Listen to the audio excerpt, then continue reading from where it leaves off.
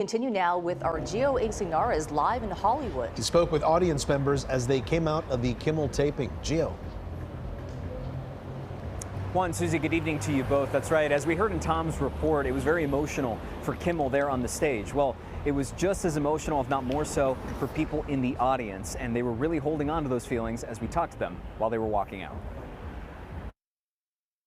That was the show. Great show. Beautiful show. A mad dash out for the hundreds who got to watch the latest taping of Jimmy Kimmel Live as it returns to the air roughly 1 week after the late-night show was abruptly suspended.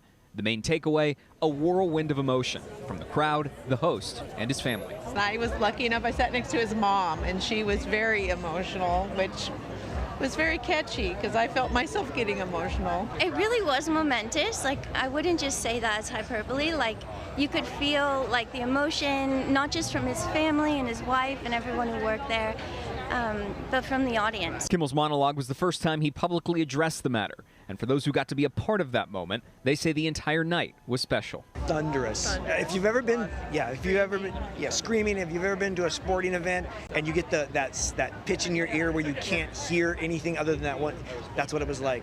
A sentiment echoed by Matthew, who added that the importance and anticipation of this night allowed the show to carry an extra weight. Something he just couldn't ignore. I was kind of overcome, to be honest. It was electric. It was just, everyone was standing up, we were hollering and everything. It was just amazing. And for mega fans like Katie Persico, the show punctuates a feeling they say they've carried since the initial news of the suspension and now its return. That the show is now symbolically more than just a late night staple for millions of people. It's a small piece of history, and they had the pleasure and privilege of being in the front row to see it. I say that Jimmy Kimmel's my Taylor Swift. Like, I've been here so many times to see him. And even if I wasn't that big of a fan, I would have been so excited to be here because it's such a big moment for, you know, a victory for free speech and hopefully one of many.